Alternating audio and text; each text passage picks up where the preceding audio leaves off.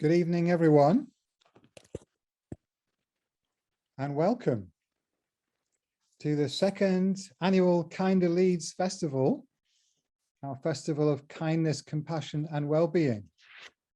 I'm really delighted to be with you here tonight. We have got a fantastic week of events lined up, over 50 events, everything from mindful hand stitching to the Leeds Climate Assembly launch to a deaf cafe. We've got something for everyone. And I'd especially like to invite you, if you are local to Leeds, please do come to our live event on Tuesday, the Kindness Exchange, KindX. We've got a brilliant group of inspiring speakers, almost all local speakers there, and lots of other interesting things. So we're very excited about this year's festival. We think it is going to be really special. And we have a very special event for you this evening. Absolutely delighted to have with us Dr. Shaib Mahmood from the City Council, now Chief Officer for Transformation and Change. I'll introduce him in a moment. And also Thupten Jinpa, who is, many of you will know as a world-renowned figure in many respects, translated to His Holiness the Dalai Lama, founder and president of Compassion Institute, and author of a number of important books of Buddhist scholarship, and also the recent book Fearless Heart, how compassion is the key to greater well-being, which has inspired me very much. So we're thrilled to have both of those people with us this evening. Shaib Mahmood has been working with us and supporting us from almost the very beginning of our journey. Now three and a half years we've been working to create this festival of compassion. And when we started, we actually didn't realize that the City of Leeds had already adopted the slogan Compassionate City and had its own Compassionate City program. So we were pretty interested to discover that. And we've worked hand in hand with the City Council and with many other wonderful partners as well since the early days. And Shaib was the host for the city's Compassionate City Awards, which we've attended and supported. And there's a really wonderful way that the city is honoring all kinds of people, often people who have had very little recognition for the amazing work they've been doing in the city. So there's a really interesting partnership, we think, between the voluntary and community sector here and all of the dedicated work that many community groups, which we include ourselves, have been doing, and the City Council has, really embraced that and worked together with us and with many other groups. So I'm very happy indeed to introduce Shaib Mahmood, who's become a good friend, when we first got to know him, he was part of the communities team, but recently appointed this very interesting new post of Chief Officer for Transformation and Change. And to me, that symbolizes, that the city is really seeing compassion as one of the, as a really strategic, important element in this city's strategy to flourish and thrive in the face of all the multiple challenges that we're facing with the pandemic, with the economic situation that we're facing, with the challenge of climate change, probably the biggest challenge of all. And we have, included a few events in our festival here. I just mentioned that the Leeds Climate Assembly, the first Leeds Climate Assembly, is actually launching tomorrow. And the launch of that event is on our program, and also the event on Thursday, the Meet the Movement event they've organized. But there's a whole week of very important events there as well, if that's your major interest. So, you know, we kind of got our philosophy last year from the keynote speech given by Satish Kumar, who basically said, we need compassion for ourselves, we need compassion for each other, compassion in society, and we need compassion for the planet. And that's our kind of theme for this year, is kinder to ourselves, kinder to each other, kinder to the planet. So yeah, before I introduce Shaib, just like to say,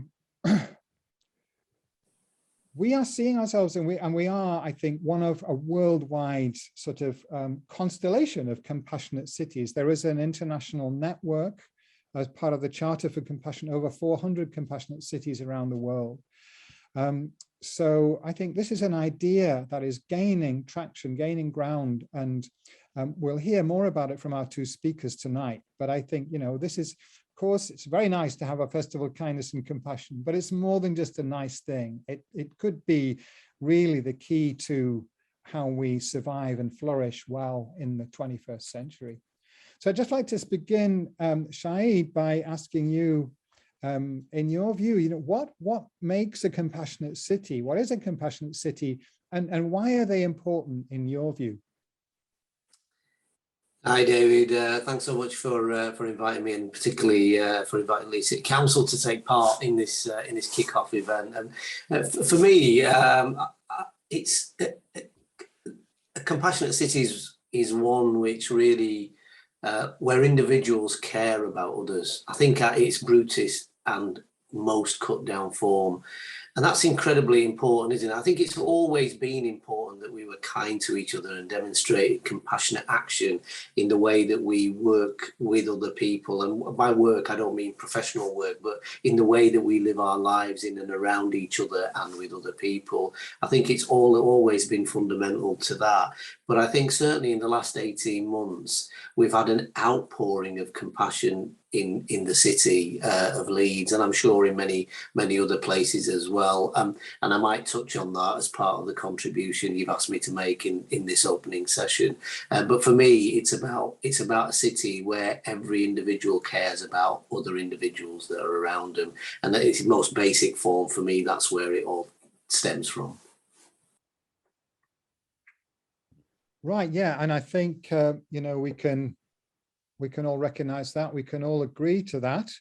But what about, do you see it as something more than just people being kind to each other individually? What I'm getting at is, you know, there is a sense for me that this has become something that's really entering the conversation about policy and about structural change in society. And I'm sensing that Leeds City Council is recognizing that, and that's, you know, part of the reason why they've actually chosen you, appointed you in this role as the person that's actually looking at how do we change our city, how do we change society at this point in time? And really, I'd be interested to hear your thoughts on that aspect of it. Yeah, thanks, David. Yeah, I mean, but I wouldn't want to make it just about me and my role. I have a role, and as part of that, there's a number of different streams of consciousness and philosophy that kind of enable us and are part of the way that we go about developing strategy in the city and how we then deliver it. And I'll move into my contribution in that vein, because it can't be just about any one individual. I think that's really important. I'm a part player in all of this. I work with a fantastic leadership team in the City Council, but also certainly in the last 18 months with fantastic leaders in other organisations and people who are leaders but don't have an organisation, who've made that kind of equivalency in terms of their impact, and they play a part in that. So you know, I think it's really important to recognise that actually what we've tried to do as a city is to have the kind of broadest church of people involved, engaged, and actively contributing to being a more compassionate society in the city, and for making sure that we are challenged as a city council to make sure that our city plan that we develop is a proper city plan that's developed and owned by others, and that compassionate action and the compassionate approaches and compassionate leadership very much sits at the heart of that.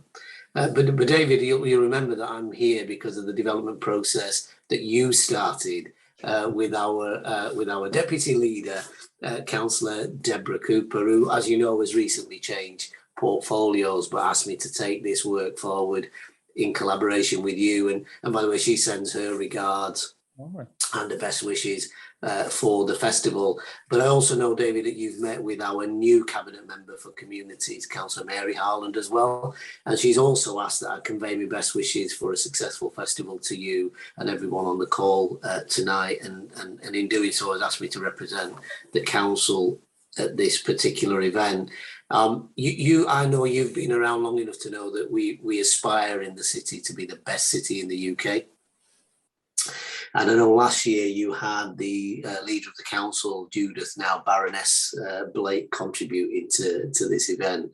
And she will undoubtedly have talked to you about the brilliant work that has been going on over a number of years right across the city to tackle poverty and reduce inequality, but also the work that we're doing in the city to ensure that Leeds, as the third largest city in the UK, is doing more and becoming more inclusive in the way that its economies grow. So to your point about, well, how do we take that compassionate approach and think about how we seam it into the way that we go about developing strategy and doing things in the city. I think that is really important, that we become more inclusive in the way that our economy grows, how we ensure, for example, that health and well-being for all of our communities is improved, and that we've got an infrastructure in the city that's not just functional in the way that it supports the city, but that it's also sustainable, and that we recognise that, you know, we've got significant challenges for some children and young people and for some of our older population, and that we become more child and age friendly as a city,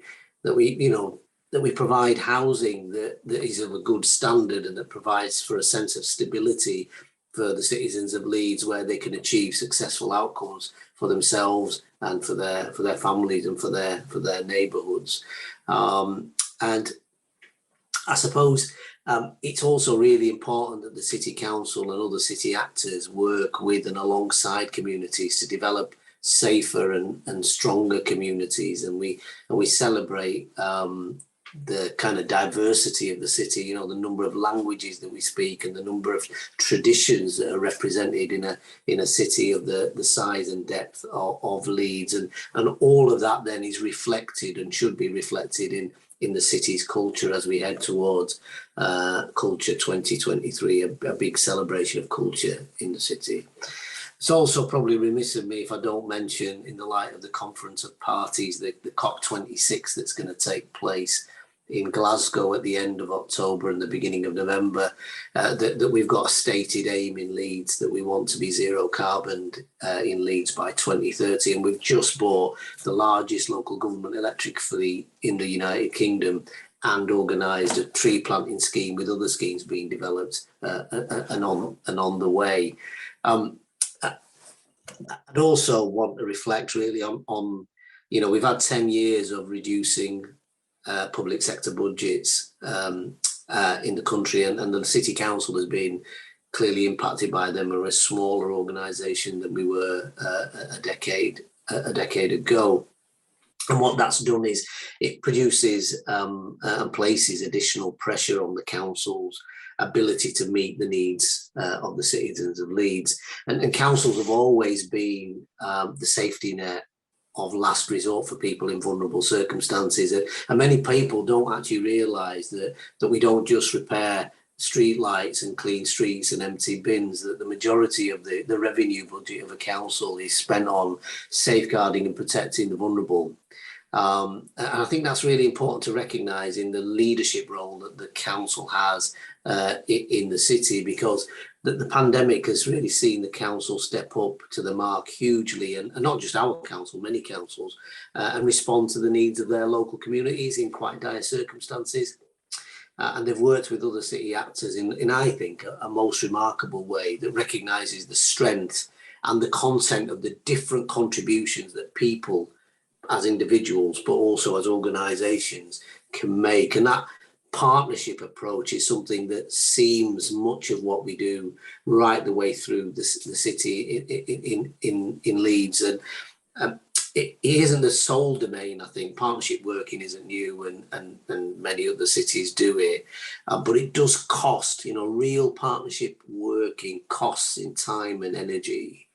And if you don't have compassion hardwired into a common purpose and a collective endeavour, that then becomes much more difficult to deliver. And I think in Leeds, I would say that we do it particularly well, but it's built on years of dedicated hard work on many people over the last couple of decades and before my time in the council. So I just want to make sure that we kind of recognise that you kind of walk in the footsteps of giants, don't you, when it comes to this sort of work, and that's important to make sure we mark.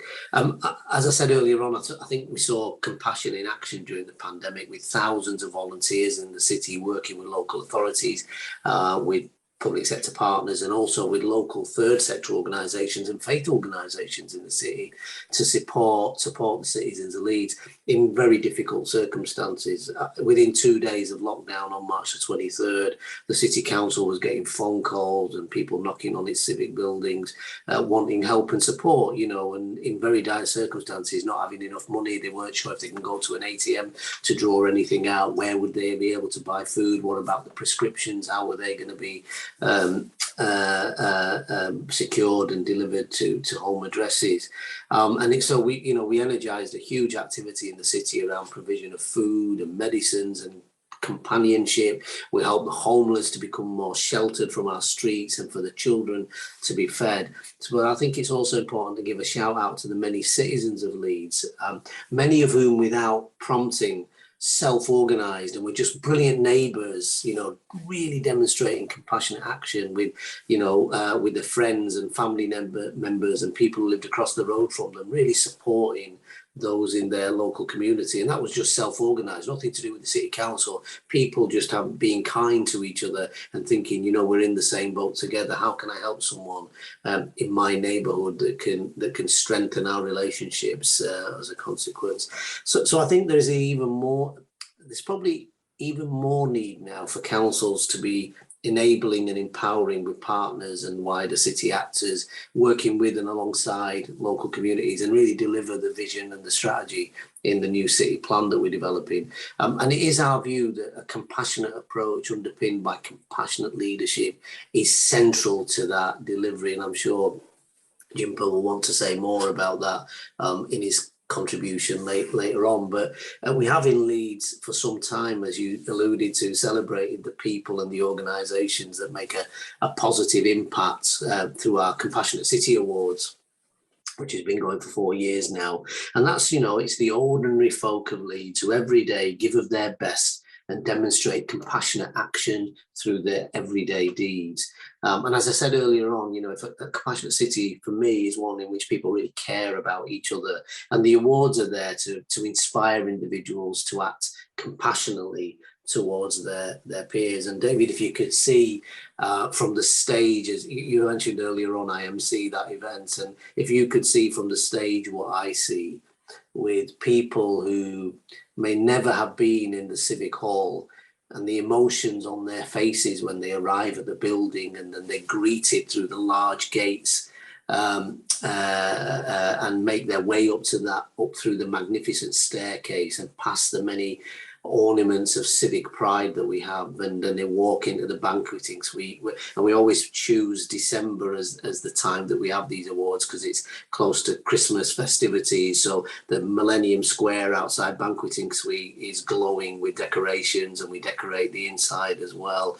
And many of the people who've never been in the civic hall before, and then we kind of read the citations out, and the citations are read out and the names are read out by our city politicians and the award sponsors. And I've got to tell you, You know, I defy anyone to have a dry eye after witnessing that. Really, I think that's probably a good place. I can suck the air out of a room if I'm not careful, and I can go on a while. So I do need to hand back to you. But I think so. This is probably a good place to stop my contribution, David, and hand back to you. But just finally, before I do want to say that we have, as a city, worked really hard together to try and hardwire a compassionate approach to the way that we do things in Leeds. And I'm not saying we get it right all the time. Well, I'll tell you, we don't always get it right.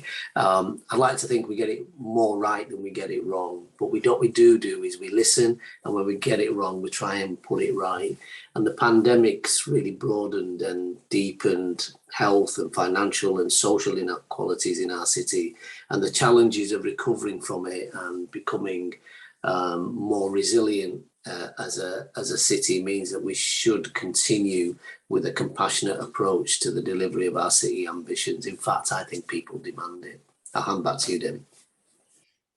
Thank you very much, Shaib. That's you know, that's a vision that really touches my heart, and that is, you know, I mean, it's very easy to be cynical about a city council, and it goes with the territory. I'm sure you will agree that people are going to be cynical, and they're going to point out where you know, where you're not managing to deliver, and under the present circumstances, incredibly hard. You know, I think it's been really, to be honest, very ruthless the way that government has you know, actually undermined the power of local governments and local councils to, you know, deliver for those needs that people have. And I find it very sad. And I think that Leeds has, you know, shown great courage and determination. And we feel very happy to be partnering with the City Council. I hope nobody thinks that we are, you know, some kind of surrogate for the council, that we are not. We don't receive any money from the council. We are an independent voluntary group. So this is genuine support that we feel. We believe that it's authentic, and it's very hard in the position that you're in to maintain that authenticity. And I feel, you know, very happy to be a citizen of Leeds with that kind of. I think that the City Council is showing leadership as a city, and not just the council. It's also, as you pointed out, as you spoke about, you know, that very real and dynamic partnership with this vast array of voluntary and community groups that we have in the city. We have some amazing ones, and many of them are featured in our festival this week. So you'll have a chance to see some of the work that they're doing. So thank you. And, you know, I think there's tremendous potential in that vision that you've outlined. And I think that we've got a very exciting meeting of minds happening here, because, you know, we had, of course, wanted to introduce Shaib and Jinpa to each other. So we had them on a Zoom call last week, and I thought they were really clicking with each other. I think they both thought the same thing. So, and it's very exciting for me, because Thupten Jinpa, it's one of my personal heroes. I mean, you know, I've known him for 25 years, actually. And when I first knew him, he just recently come into lay clothes, having been a monk for almost all his life. And so it was really, you know, he was studying philosophy at Cambridge at the time, which is interesting that we've managed to remain friends, because I studied philosophy at Oxford, which puts us on opposite sides of a divide there. But anyway, as the translator to the Dalai Lama, you know, I've experienced his amazing gifts as a translator. He's been able to render in a very extremely different language. Tibetan is very different from English, and the fluency with which he's able to translate the deep thinking of the Dalai Lama has been a huge gift to the world, really, because, you know, I think I speak for many people when I say Dalai Lama is one of the most significant thinkers and spiritual leaders on the planet. So that's, I guess, what Jinpa is best known as his own as his translator. For many years, he's been rendering that service, translated many of his books and many of his teachings. But in, I think, 2009, he was invited as a visiting scholar to Stanford University. They have a research center there on compassion.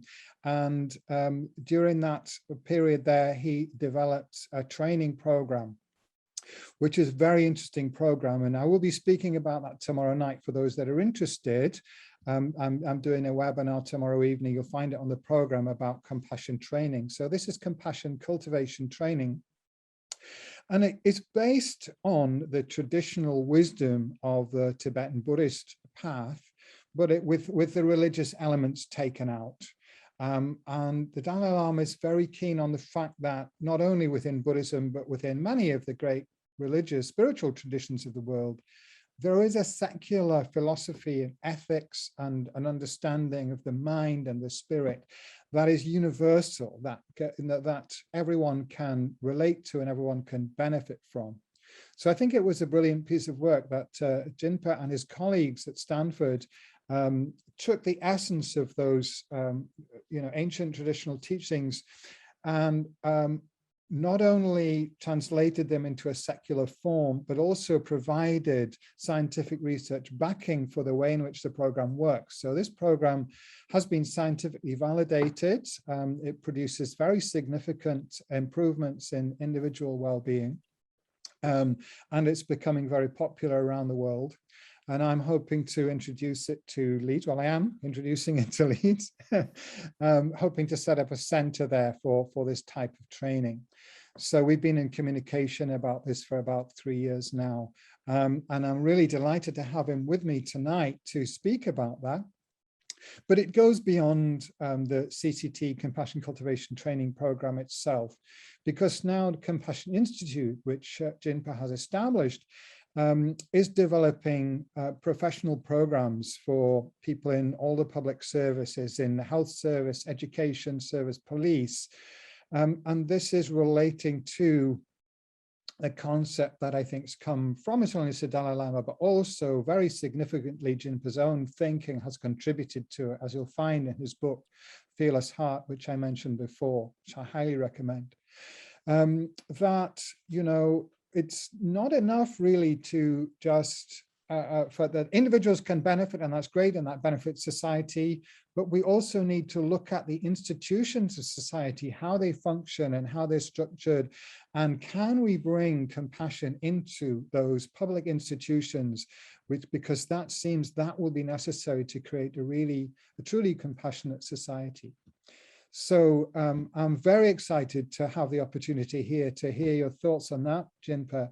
But before you do that, may I, as has been suggested, call on you, ask you to lead us in a short meditative practice to just tune our minds into the right space to receive that message. Okay. Thank you so much for being with us, and over to you. Thank you, David. So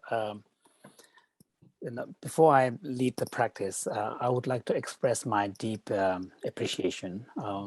And also, I feel both honored and also happy to be participating in this year's Kinder Leads Festival and to be asked to speak and also share a platform with Dr. Shaib Mahmood, who has shared with us real experience of what it means to try to bring the principles of compassion and approach into concrete reality of everyday citizen in a major metropolitan city. So before I make my formal kind of, comments about compassion as asked, I would like to invite you all to join me in a very brief reflective practice. So for this, please find a comfortable posture so that you can feel kind of rested and grounded.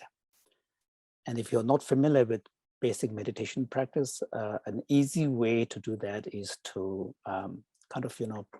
if you're sitting on a chair, feel your feet touching the ground and place your hands on your knees and just notice the points of contact, whether it is your feet touching the ground or your hands resting on your knees, and just try to slow down your body, including even your breathing, just taking deeper breaths And as if noticing for the first time, you can just notice your body and rest your attention just on that awareness of your body. And just feel the energy of your body and mind slowing down, as if it's settling down.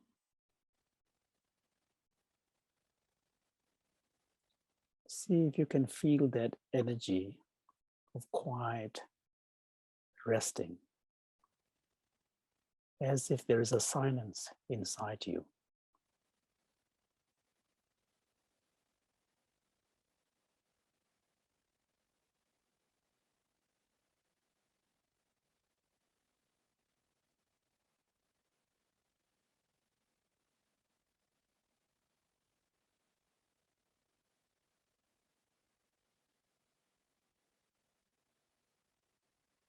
Now, with our mind and body relatively settled, I'd like to invite you all to connect with that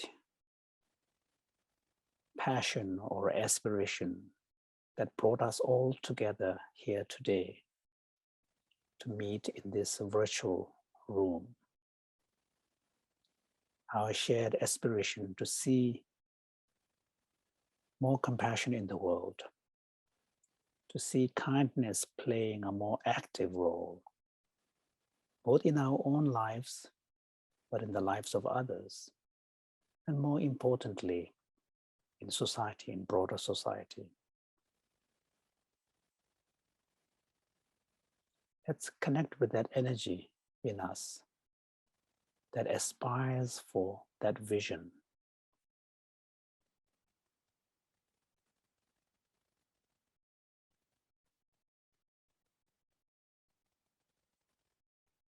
Let's acknowledge that this is an important part of who I am and who we are.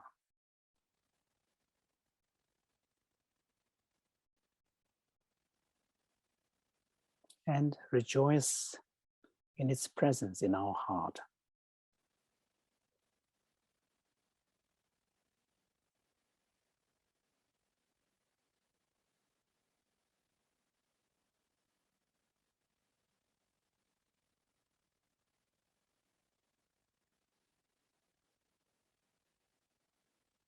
Okay, now, when you're ready, you can slowly open your eyes.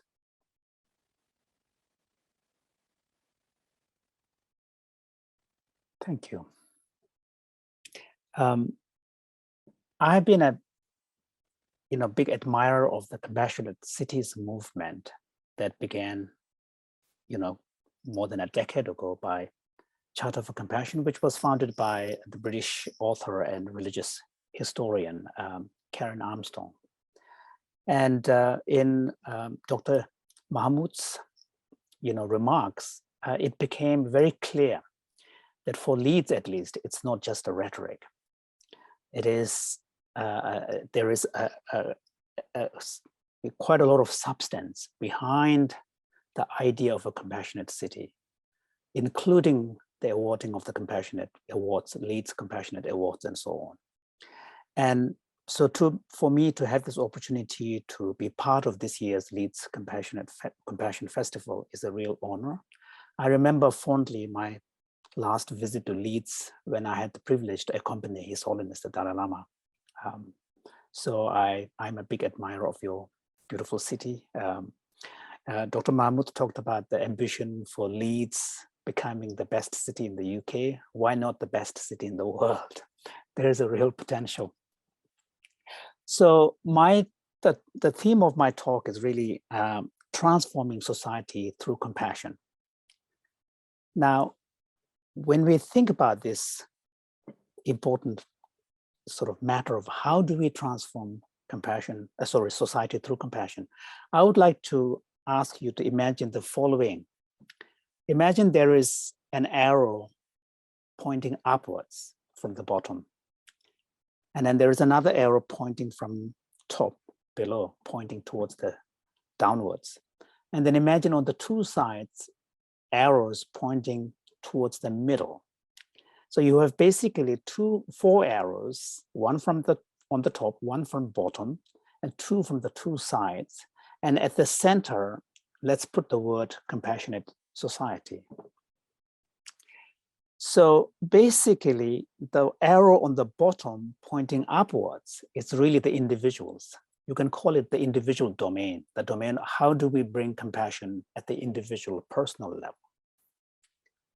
The two arrows on the side is more like a horizontal, approach, which you can represent all the key sectors, such as healthcare, education, law enforcement,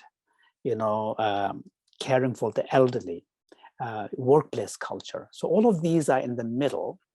So they are more like kind of a key institutions whose behavior has direct impact on the everyday lives of everybody, the citizens. So they are the key sectors that make up the society. And the arrow is pointing to the middle. Then imagine the arrow on the top, which is pointing downwards. So that's the leadership, the policies, the systems of, the structures of society, societal values, and societal culture. So if we are serious about transforming society through compassion, we need a kind of a multi-pronged, comprehensive approach, which would involve bringing compassion both horizontally in the key sectors, but also bottom up from the level of the individuals caring for each other, having a regard for other people's needs and so on. And then also we need to find a way to institute compassionate approach and compassionate leadership at this higher level, which transcends individual countries or even cities or countries. So here we are talking about shared values, shared culture, societal culture, policies, most importantly. So now on the transformative power of compassion on the individual level, today we know quite a lot actually. There's been a huge advances in the science of compassion, and the science of compassion combined with the science of human well-being. There's a lot of knowledge now about how compassion is intimately connected to sense of well-being.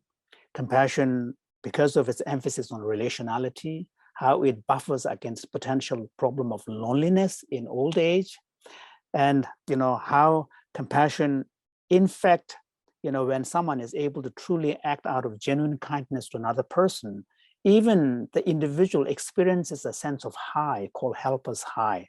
There's literally a kind of a chemical activation in the brain, which is similar to which is part of the reward system. So there's the helper's high.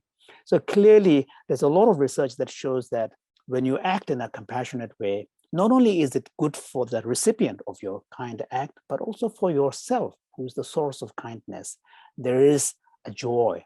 And most importantly, when someone embraces compassion, because compassion is primarily focused on the need of another person, someone other than yourself, it gives you a sense of purpose.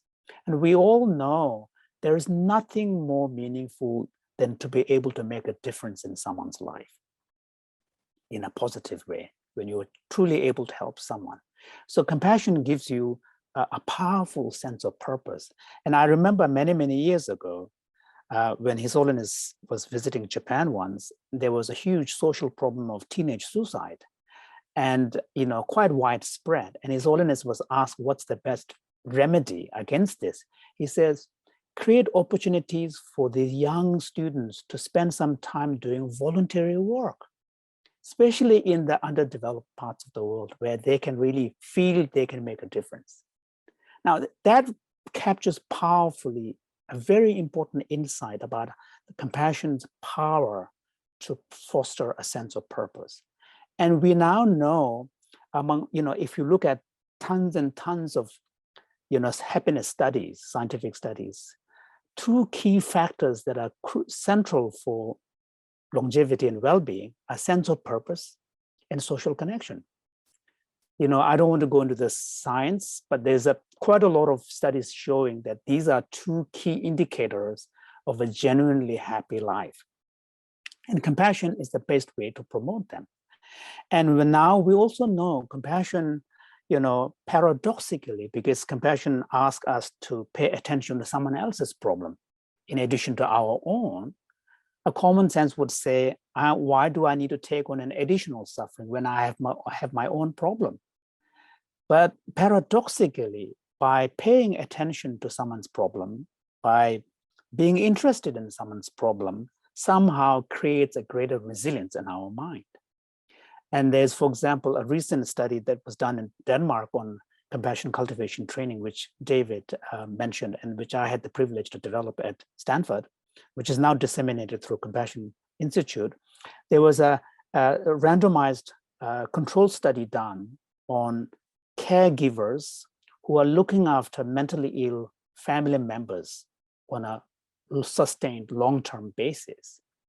And strikingly, the result was that after going through this 6-week program, they were tested at the beginning, after the program, and 6 months later. And those who took the course, as opposed to the randomized control groups, scored quite high on the reduction of the key indicators of depression and anxiety. So there is something about compassion's capacity to create greater resilience in us. And in a simple way, one could say that compassion is a very natural human quality. And quite often we make the mistake of suppressing it because we can't deal with the problem. We feel overwhelmed and we suppress it.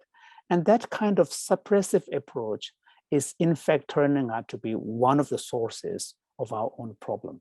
And there's a research now that shows that, for example, in the healthcare context, in order to protect oneself, if one adopts the approach of suppression, like depersonalization is the technical word that is used, instead of relating to the patient as a human being, you turn the patient into a number, a patient in room 5 or a patient in room 3. And there's a way of depersonalizing the patient. That kind of depersonalization in the long run becomes another factor for burnout. So we now have quite a lot of understanding of how compassion is key for personal well-being, resilience, and sense of purpose, and so on.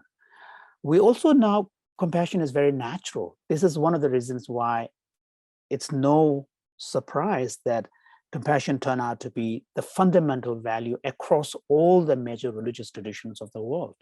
It's one shared universal value. So we know it's a natural, and also we humans, across all societies, we admire compassion, we elevate it, we admire it. So compassion is powerful, it is natural. We also know now, thanks to compassion training, standardized training programs like the CCT, that compassion is a skill as well, that we can, even though we don't have to learn it anew, but through training, we can make it a more active force. We can make it more intentional. We can make, some of the skills of compassion more conscious, so that we can tap into that part of who we are, especially when we are confronting a difficult and challenging situation. We can choose to tap into the compassionate part of us rather than fear, judgment, and suspicion, and so on. The period of choice may be very small before our reactivity kicks in, but in principle, there's that space. And through intention, through cultivation of intention, through cultivation of a habit, we can learn to bring our better part, better self in a situation. And this matters a lot.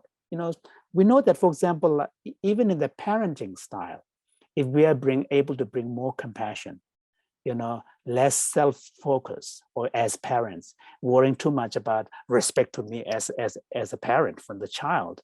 Whereas if our focus is more about the child's needs, the child's safety, child's situation, the relationship quality completely changes. The behavior, the actual action may be the same, but where it is coming from makes all the difference. And children feel it. Same goes for school teachers. Same goes for healthcare providers. Compassion is something that we can't fake. You feel it. Because we are such social creatures, and we are so used to reading body behavior, tone of language, tone of the voice, that compassion But when it shows up and when we choose to bring it, it's powerful. So we now know at the individual level, we do know quite a bit about how to bring compassion and how to tap into the potential power of compassion and how to make individuals, more compassionate. And in the end, as the Dalai Lama says that, when you choose to embrace compassion, the first beneficiary is really yourself. Whether your compassion actually brings material benefit to the other person in front of you depends on other factors. Sometimes the person in front of you may not be ready to respond to your gesture, but you have experienced the opening of your heart. So we know from our own personal experience, when we choose compassion, the power is palpable. So at the individual level, seems to be, whether or not everybody will be able to join in is another matter, but at least how to go about doing it seems to be, we're getting better and better at it. And Compassion Institute has, over several hundred certified instructors who have gone through the 9-month training. So it's internationally, there are some in the UK. David is one of the certified instructors. We have Emily Oliver in London, who's a senior CCT educator. So there are quite a lot, and more individuals will join this movement. So the individual level, I think it's an ongoing initiative and efforts. Now, the second domain, which is the key sectors, these are the institutions whose everyday behavior impacts us on a regular basis.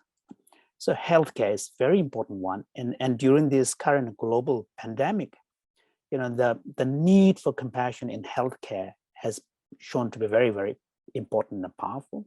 And not just from the healthcare providers and officials, but also on the part of the patients and the citizens too, to have compassion for the healthcare providers who had to sacrifice so much. And sometimes, when our own family members is struggling and can't get the treatment in the right time, we can't get the right place, we feel frustrated, we express our frustration towards the healthcare providers. So there's a lot of, the charged environment, creates sort of, a situation of frustration where we forget that everybody is trying their best. So in this current situation, I think we need, much more explicit focus on how do we actively bring compassion into the healthcare context. And now there is quite a lot of research on the power of compassion to prevent early onslaughts of burnout in healthcare providers whose nature of their job is such that they are constantly exposed to acute suffering. So here, the Compassion Institute has developed a 6-week protocol called Caring from the Inside Out. There are others. So I think that, what it does is it teaches important skills of emotion regulation, bringing awareness to your emotion, tapping into your intention and connecting with your intention so that you for example, like taking a breath so that between two patients to the next patient, you can show up afresh so that you don't bring any of that negative exchange that might have happened as a spillover. So there are skills like this which can be brought in. Education, of course, is a very important sector. This is one area where His Holiness, the Dalai Lama, has made a lot of effort. He believes that if we are serious about changing society, we need to start at the level of education of children. Children need to learn more about the importance of cultivating empathy and compassion, acceptance of differences, being totally at home with the plurality of cultures, languages, and ethnicity, and all of this. So school is one area, and also teacher education is another important area. So, and then law enforcement is another important area where compassion can really play a key role, because even though in some countries, the law enforcement officers almost look like military personnel, but the basic principle is that the law enforcement officers are there to serve. They are in the service of community. And this is one area where UK has an advantage, because UK, the police culture of this community spirit has remained very strong. So again, this is an important sector. So there are many sectors where we need to find a way to bring compassion. And then when we bring compassion into these key sectors, not only the members of these key professions are able to really serve in an effective way, and also it gives them, when they are able to serve in an effective way, and when their service is recognized and acknowledged, they feel a sense of purpose and joy too. They're also human beings like us. Everybody needs recognition. So I think, it gives them and also through compassionate approach, it allows people in the service profession to be able to connect with their original intention. Why did they join these, communities, professions? Because they want to serve. And then in the process, after a long period, people lose touch with the original motive, original intent, the spark that brought them there. So bringing compassion in a more explicit way can really help. And then, of course, if they're able to bring compassion as part of their ethos and culture and perspective and intention in serving, clearly the citizens will be the great beneficiaries, because it will immediately translate in a different style of doing their professional work. The actual work themselves may be the same. It's the way in which they are done. If you bring compassionate approach, makes all the difference.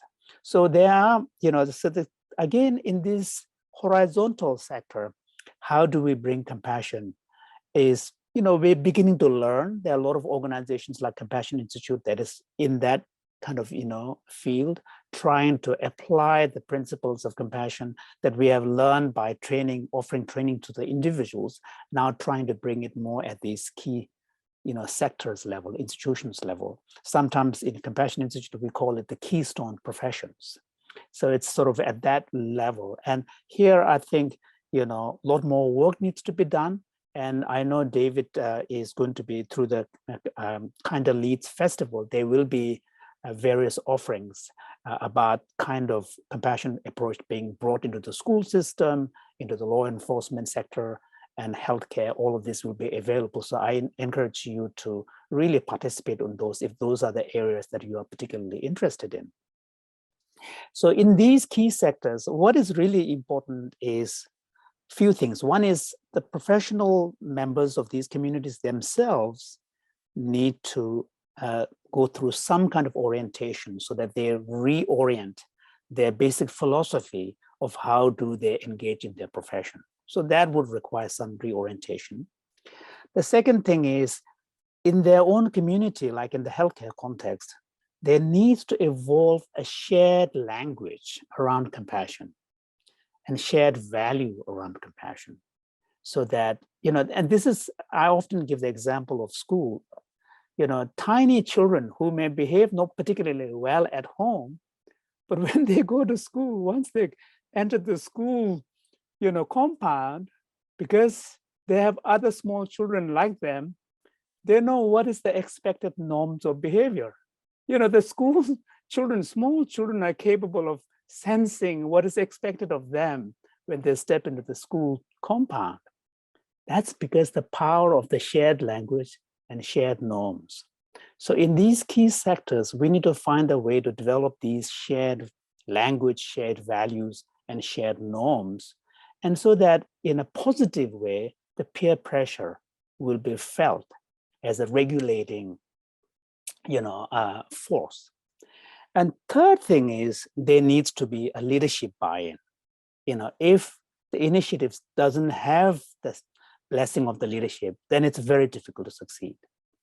So that there has to be a leadership that not only endorses it, but actually announces it, compassion as a key stated value of that organization, that community. And that will also put a nice pressure on the leadership themselves to be able to show it. Because compassion is one of those things that it's not enough to be simply talking about it. You have to show it. You have to embody it. You have to live it. So in these ways, there's a real chance that we can improve and change these key sectors. Now, the biggest challenge for us really is, how do we bring compassion in this third domain? This, the leadership, the policy, the societal value, the societal culture, the societal discourse level, that is a difficult one. And, you know, I think but I do feel that although that is the most difficult challenge, but also if we are able to bring compassion in that domain, the impact will be much more enduring. Because now we're talking about changes at the structural level of the societies and institutions themselves. Because a lot of societies, particularly in the West, are right now struggling to understand what are the blind spots and biases that have been embedded in the way in which things were done in the old way. And and that asks us to bring critical self-awareness and also start making structural changes so that those biases can be brought into awareness and dealt with them. So I think if we're able to make structural changes, the benefits will be shared widely so that we don't expect each and every individual person to be going through compassion training, because that is an unrealistic goal. But if we can make the changes at the structural level, let me give two examples that I'm most familiar with, but I don't mean these examples to be an exception. I lived in England for about 10 years. And David mentioned I was at Cambridge, first as a student, and then later I was a fellow there. You know, I have been a great admirer of National Health Service, NHS. Now, the original founders of NHS, whether they actually used compassion explicitly as a key principle, I don't know the history. But we do know that one of the key principles underlying NHS is a compassionate principle, which says that when it comes to access to healthcare, it's a matter of right and it's a matter of needs. It's not a matter of privilege and affordability. And that simple idea of, you know, grounding the access to healthcare based on needs, not on affordability, has made a huge change for people living in that country. And we know just by contrast, how does that differ from the one in the States, where the different principle is at work. That is the power of making changes at the structural level. Similarly, in the province of Quebec, where I live, there is this really great thing. It's about $7 a day daycare. The Quebec as a society is deeply committed to keeping that policy of $7 a day daycare. Now, that simple idea has really made a huge difference, because this means that parents don't have to worry about, you know, their childcare needs and all of this. And so that means parents who wish to go back to work can go back to work and be active contributors to the economy. So you can see the structural change. Now, of course, there must be many other examples. These are the two that comes to my mind as a powerful example of how a simple shift in the policy, a structure, makes a huge difference. So I think the aspirations for this, bringing compassion at the societal level, is everywhere. You know, I would bet if we were to ask citizens across the world, not governments, if we ask citizens across the world, would you like to see your society kinder, you know, and more compassionate and a safer place? I bet over 90% will say yes. That is the aspiration across the world. Doesn't matter where you live. So I think by finding a way to institute compassion as a key principle at the structural, you know, higher level would really make a big difference. And of course, on the specifics here, we will need help from experts on policy making, experts on probably social science to understand collective behavior, incentives. How do we balance compassion with fairness? Okay, how do we balance compassion with accountability? There are many, many detailed issues, compassion and justice. These are specific questions we will need help. But the basic idea seems to be quite sound. And I also believe that if we are serious about transforming society, bringing compassion at in the third domain, is essential.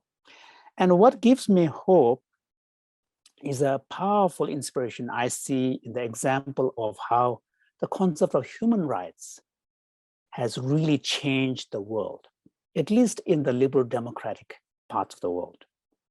You know, this is a post-Second World War idea, the need, the respect for the individual rights, human rights, and the individual autonomy as a grounding of structuring a civilized society has made a huge difference. Now, because of now over 50 years of experience or 70 something years of experience when it comes to human rights, we now have a rich discourse, a rich language. We have metrics by which we can evaluate whether society is falling short. But the basic idea behind human rights is a powerful one. Because we take it for granted, we fail to recognize the revolutionary nature of it. What the concept of embracing concept of human rights have said is that the collective, the state, there is a boundary around the individual beyond which even the state has no right to, cross unless in very special circumstances. And if the state violates that, the individual can take state to the court and have recourse and make state accountable. This is a revolutionary idea in human history. I mean, never has ever there been in the entire human history where an individual can take the state, but in the old days it's monarchy, and really kind of, argue against this. I believe that it is conceivable and it is desirable and it should be the case that at some point, compassion, the principle of compassion can rise to the similar level of the respect for human rights. It will require a lot of thinking of what it means in specific terms, what are the metrics, what is compassion, and how does compassion bringing, and we do have today experience of, for example, when a new policy is adopted, particularly industrial ones, it's become standard, at least in the developed world, to ask the question, what is the environmental impact? We now have a trend. So similarly, when a new policy, particularly economic policy, is being proposed, we could ask the question, how would the economic policy look like if we look at it from the compassionate lens? And a principle, idea behind compassion is the need to pay special attention to the vulnerable. So in Tibetan, there's a phrase called Mela Lakbartsewa, being especially kind to the vulnerable. And this is beautifully captured in Mahatma Gandhi's statement that a measure of any society is found in how it treats its most vulnerable members. So that is a shared idea that what is at the core of compassionate approach. And so it is conceivable, just as today we ask the question, what is the environmental impact of the policy? We can also ask the question by using compassionate lens. So I'm hopeful it would require a lot of work from partnership of many, many individuals and like-minded people. So I'm really happy that Kinder Leads movement is, Compassion Institute has the opportunity to partner with you and, many organizations like-minded like us who are really dedicated to envisioning a society that is more compassionate, that is kinder, that is more equitable. In the end, I think those who take compassion seriously need to take seriously the economic inequity in the world. That has to be an important part of that, that initiative as well. So I actually believe, David mentioned that I spent over 30 years serving His Holiness as his principal interpreter. And one of the key missions that His Holiness has adopted for himself is to promote a more compassionate world. And, whatever I do in this domain, I also see it as a service to my own teacher and try to make his vision a kind of a reality.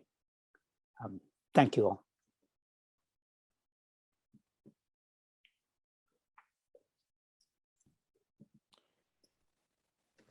Thank you. Jinpa, I think that speech is everything that I hoped for.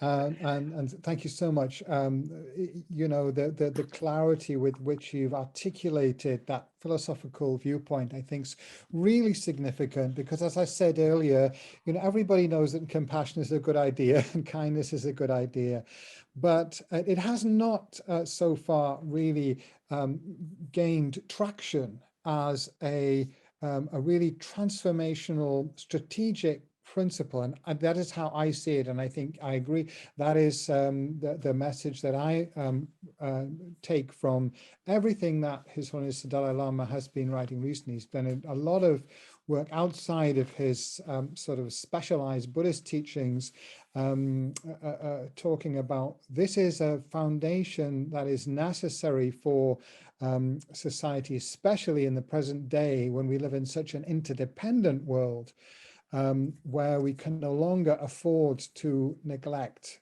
you know, other societies, and the fact that everybody depends on everybody. So it's a fundamentally important idea. It's not just a nice to have. It's not just a spiritual thing. It's not just for religious people. But we're seeing this, I think it's something quite new, seeing it in this way as a key idea in sort of political thinking. So a wonderful summary of so many aspects of that idea. So we have about a half an hour now for questions. I'm going to call on Shaib Mahmood to ask the first question. If you do have further questions, please can you put them in the chat to myself, and I will just call on the questioners. I should mention, of course, we are recording this, so that if you don't want to, you know, you're welcome to ask your question with video off, or just to ask me to read it out from the chat if you don't want to appear in the recording. So Shaib, would you like to open the conversation here? Thanks, David. I could ask about 20 questions, but I'm not going to do that now. I know you'll want to move on to others. You asked me the question, the little tricky one about, you know, what's a compassionate city, and certainly what that means to me. It sounds like certainly from what I took from Jinpa's contribution, that he thinks that compassion is a fundamental and very key value in people. So I suppose my tricky question is, what does it look like when it's not there? That's a good question. I think when it's not there, basically it manifests in the form of people being very suspicious of each other and not feeling safe, and also feeling alienated, because at the core of compassion is the human connection.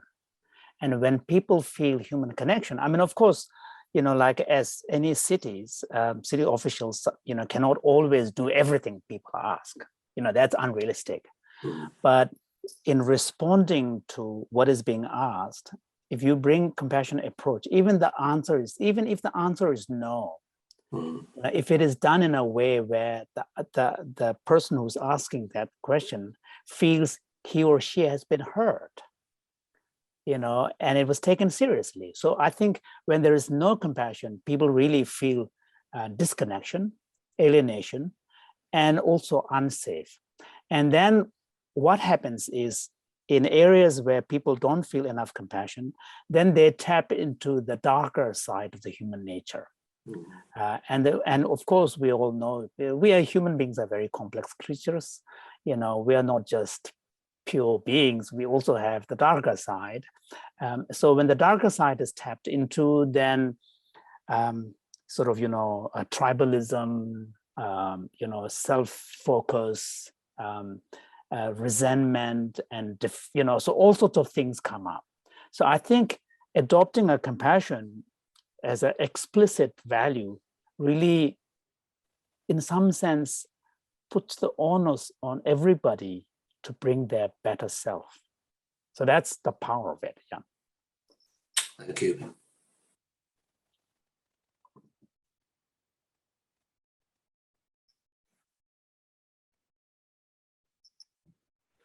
Thank you, Shade, and thank you, Jinpa. We have a question now from Mubarak Ali. Would you like to ask your question? And can we invite Mubarak to unmute himself? Can someone do that? Hello. Yes, yes, we can hear. Yeah, good evening. Namaste to all. I'm Mubarak Ali from India. Thanks for the very insightful session, sir. I feel very compassionate and motivated for this talk. Here in time in India is early morning, sir. It's 12 o'clock. Okay. I feel very compassionate. Okay. I feel very motivated also. My question, sir. Okay. Why compassion is better managerial tactics than toughness? And who is compassionate leader? That's a really good question. I think what's happened is that in the world over the last few decades, we have, because of the influence of the particular business kind of, culture and school of management and leadership training, there has been a kind of a mythology of how a good leader should be tough and firm. And so the softer skills of people management, relationship building, and recognition, sort of being more inclusive in leadership style, those qualities have been totally ignored. So now I think if you look at some of the new leadership material that is coming from, say, for example, Harvard Business Review, then you now see that the leaders beginning to be recognizing that ability to regulate one's emotion, becoming more emotionally aware, being able to be empathetic, being able to create a team spirit. All of these are becoming important. So I think there is a cultural shift. And these are what are people now calling soft skills. And so this is where I think compassion is increasingly becoming important characteristics of leader. Thank you. Okay. Thanks a lot, sir. My second question is here. How to foster compassion at work through compassionate leadership? How to foster compassion at workplace, or? How to foster compassion at work through compassionate leadership? Okay. I think the sort of bringing compassion more at the leadership level, particularly at the workplace, one of the most important quality is developing greater self-awareness. If you have greater self-awareness, and that's a challenging one because you need to know your own weaknesses and your own strengths. And also, some people are short-tempered, some people are less, okay? Some people don't get excited immediately. Some people get excited quite easily. So a good leader will know what kind of personality he or she has and will work more specifically. For example, if one has anger management issue, then you pay special attention to finding ways to bring awareness so that you don't lose your temper in an important meeting or an important conversation. So self-awareness is really the first step. And then the second is being able to every now and then connect with your intention. For example, if you walk into an important meeting, before you just jump in, you take a deep breath, you connect with your intention. What is the intention I have here? And how can I, bring this intention in the most effective way? And then the third important quality is to be able to recognize the strengths of others, so that people feel that their strengths are being valued and recognized. So those are important. This is part of a new trend in leadership, that the more you are able to do this. And so, because in the old days, leaders were tough, the work culture was brutal, and the only compensation and intensive was pay. Okay, now we're living at a time where particularly the Generation Z and the millennials, they are not going to put up with that old style of leadership. They want to be recognized, respected. They also want to have their own work valued. So in this new environment, I think the old style of leadership doesn't really work. So the leader who is more self-aware, who's able to connect with his or her intention, who's able to recognize the strength of other people, your team, is going to be way more successful. Thanks, sir. Thanks for your Thank you. insights. My final question, sir. When you have Are failed, we going how to- do you respond? My final question, please give me the opportunity, please. Okay. So what's the final question? When you have failed, how do you respond? When do you fail? Okay, this is where it really becomes very important. I mean, this is one area where research in self-compassion is become quite key. When you have adversity like failure, you have to find a way to make sure that this failure doesn't become a way to condemn yourself universally. I'm a loser. I cannot do anything. Why would I? What was I thinking, even trying? So you need to find a way to particularize that particular situation and learn important lessons from this so that you are more resilient. So for failure, sort of being able to use the failure as a learning moment is really key. Okay, because otherwise when you fail, a lot of people will either go into the extreme of self-pity and say, oh, I was a loser, I was no good, or they will go to the anger route and blame everybody, saying nobody's fair with me. The world is cruel. So I think here that being able to bring awareness and self-kindness and particularize that incident so that you don't condemn yourself, and then learn from that experience so that next time you do better. Okay.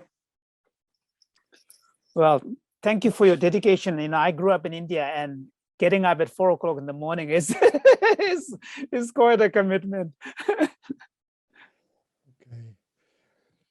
Okay. Jinpa, we have quite a few questions. I'm wondering if it might be good to take them three at a time. Yeah. Yeah. Okay. So we'll do that. And Gloria, can you ask your question? Can we ask Gloria to unmute? Can I do that? Okay. Hello, and thank you. I just kind of wanted to raise this because it's a recent sort of scenario. So we have this situation in the UK in the last couple of weeks where, in theory, well, kind of in theory, there was a fuel supply shortage. Yes. But it wasn't. But it was, because it was reported in the news, and then it became a thing. And then everybody went into panic. And then people were, having to fill up their cars immediately. And it was really interesting because I was trying to kind of be very observing what is this, what's really going on, and trying not to jump into that knee-jerk reaction, keep grounded. But I just wondered, what's the best way to manage that, really, because you're seeing everybody kind of freaking out and you're thinking this doesn't make any sense, really, because when you look at something, so that's, I guess my question is how best to kind of manage something like that. That's a tough one. I mean, I know, for example, like the UK fuel shortage was not so much a question of, a shortage in the supply. It was more the delivery end. And partly it was one of the side effects of Brexit and not thinking through what would that mean with all the lorry drivers and all of this. So there was a complicated situation. But I think the panic buying, this is, again, we human beings are, we like to think we are very evolved. But on the other hand, we're also quite tribal. And when someone behaves in a particular way, particularly driven by fear, the fear is contagious. So people immediately react in that very automatic mode. So, I mean, looking back, people can always be wiser when you turn, when you have a retrospective perspective. But looking back, if the officials, particularly the higher level officials, had been more cognizant of this, and then had actually warned about this, because when we know, for example, even when the bad news is coming, if the bad news is staged, our mind gets prepared. When it happens suddenly, we are experiencing shock. And then we immediately turn to this automatic reactive mode. So I think those are important lessons that particularly people in the leadership need to learn, actually, because you cannot ask everybody to, you cannot have a policing work done in regulating every pump, But if there is a way in which it could be done in a staged way, where early warnings come in, but saying that don't panic, it's a matter of, delivery issue, and we will handle the delivery issue. So please don't, do panic buying, because I saw quite a lot of people driving, not just filling their car, but also filling, cans.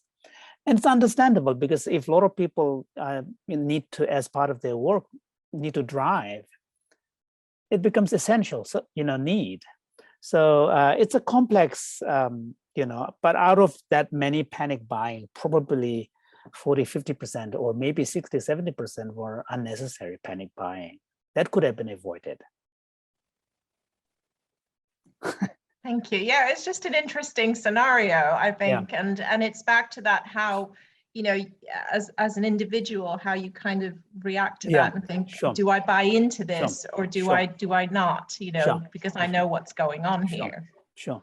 I mean, we saw that at the beginning of the pandemic with all the disinfectants and toilet papers and all of this. It's a very, very primal human response. When you respond from fear, the scarcity mentality kicks in. It's very human, unfortunately. Thank you. Okay, so I have two related questions. So we have a question from Caroline, which she's asked me to read out, and then a one from Josh, is very similar. So Caroline's question says, is a compassionate society possible in a capitalist society? And then I think Josh, can we unmute Josh, and he can ask his question, which is very similar. Thank you, David. And thank you, Jinpa. Thank you for your address and talk. I'm very interested in systemic solutions. And I notice that the narrative that we live by, especially in the economy, is not so much about care, but about conquest. And so my question is, the basic principle of the market is power, but is there any systemic way we can integrate compassion into business and into the market, so that self-restraint happens in the exercise of power? Thank you. And that's a really important question. I think finding a way to bring compassionate principle into the very practice of business is going to be crucial, because, and I do personally believe that, creating compassionate society should be in principle compatible with capitalism. And I don't believe that there is an inherent contradiction. The way in which the capitalist market is expressed and practiced currently may have elements of it which is problematic, but in principle, I think the capitalist market policy, economic policy, can go hand in hand with compassion principle, because, for example, like part of the current problem now is we have gotten into a way of thinking in the world where every government is judged on the basis of economic growth. And I remember more than 30 years ago, His Holiness was at a small think tank meeting in Germany. And at that meeting, His Holiness made a comment saying that at some point, we need to ask fundamental question about whether perpetual growth-based approach to economic thinking needs to be modified, and whether there is a way in which quality of life instead of standard of life as judged by economic growth could factor into modifying this current drive towards excessive consumption. I think this is an important question, still pertinent in our time. But I do believe, for example, like, if you look at Scandinavian societies, they've chosen a system where there's a progressive taxation, which then takes care of the society's responsibility towards the vulnerable, so that there is a basic safety net created for all the citizens. Now, in Anglo-Saxon countries, particularly US and UK, it's more problematic because this market orientation and individual freedom and limited government and all of this rhetoric plays into this idea of, the government shouldn't be interfering in someone's ability to make money. And once the money has been made, it's nobody's business how that money is spent. I think there is that thinking, which is partly true, but also why should society allow certain practices of business where the winners are winning so much and they are losers? For example, like when the globalization took off, which involved, relocating many of the manufacturing facilities outside the, some countries, clearly a more compassionate society would have asked the question, how do we then redress the imbalance, economic imbalance this is going to create? And how does the new excessive profits that these companies that are going to outsource for cheap labor are going to, what is their moral responsibility towards addressing that imbalance that is going to come out of it? That question was never raised. And now we have a technological business where Facebook and some of these companies are making a sort of massive amount of profit. It's just unimaginable without having to invest, extensively in human resources and in infrastructure building. So there is nothing inherent in why these kind of practices should be allowed. That has nothing to do with capitalism, core issues of capitalism. The capitalism is about, encouraging market, encouraging competition, so that free exchange of gifts and ideas, both sides will benefit. That's the core of capitalist, instead of state trying to mandate and regulate the economic activity of individuals in a society. So I think there's a lot of serious thinking that needs to be done in the economic domain. And I hope it will happen. And I'm not an economist, I'm just a Buddhist, study scholar and with some background in philosophy, but I see this and I see the problem. Thank you. Thank you very much. We have a number of more interesting questions in the chat, but I'm afraid we are rapidly running out of time. So I would like to just call on Shaib to say one or two final words, and then Jinpa to ask you to just put the capstone on it. Shaib, can we unmute Shaib again? Hi, thanks, David. What a wonderful session, and I'm sure you've got a list of questions as long as your arm there that perhaps Jinpa might be willing to record the answers to separately, and you could link them in. But anyway, I don't want to put any pressure on the colleagues that are doing it. First of all, just a massive thank you to everyone that's organised this. I think there's definitely a start of something here. It's great in the way that it feels like the discussions that we've been having around compassion fit with not just what kind of leads might want for the way that we see compassion into the city, but also what the city council and wider city actors are already doing in that space. And I think there's a real opportunity for a join up there.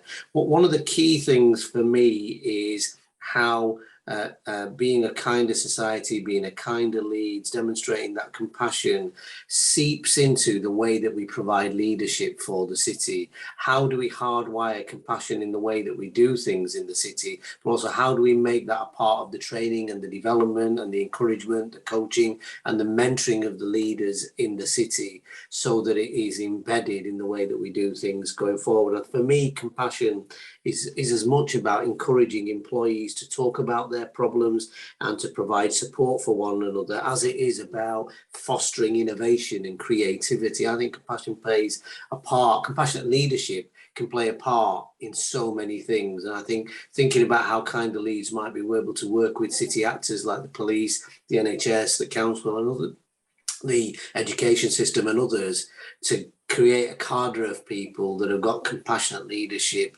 as part of their armory in the way that we go about doing things in Leeds would be incredibly powerful.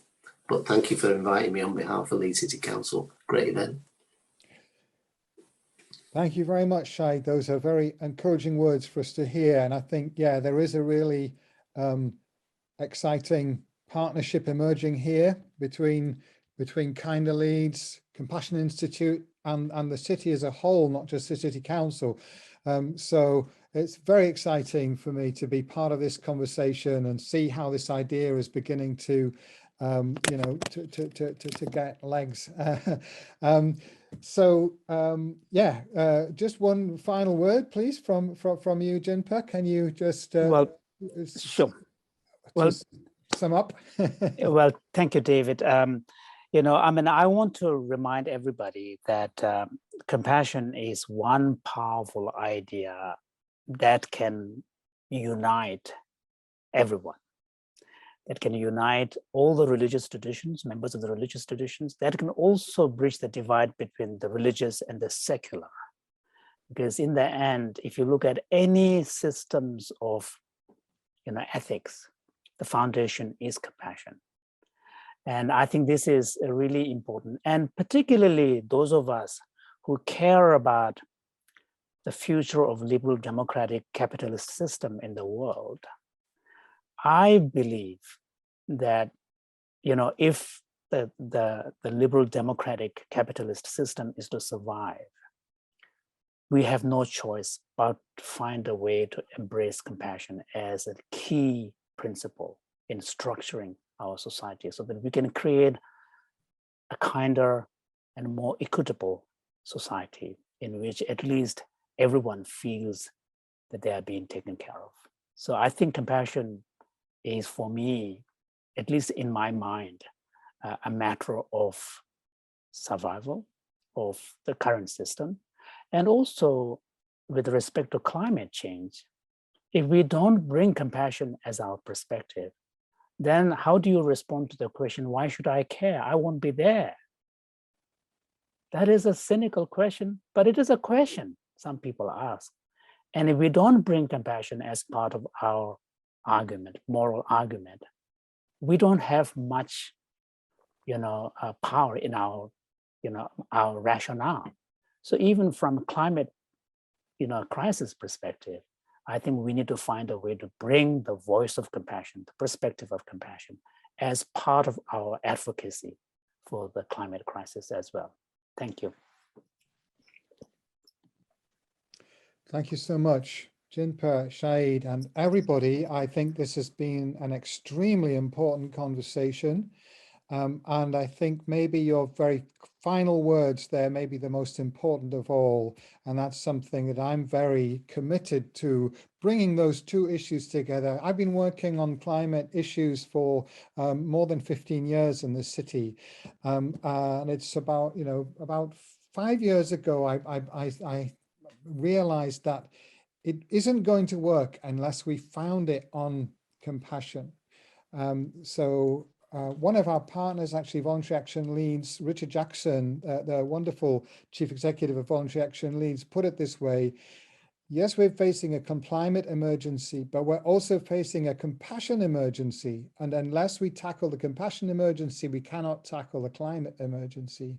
So this is, for me, this is really the heart of the matter. So thank you for bringing that into the picture. And thank you both and everybody for a really inspiring session and a wonderful start to our festival.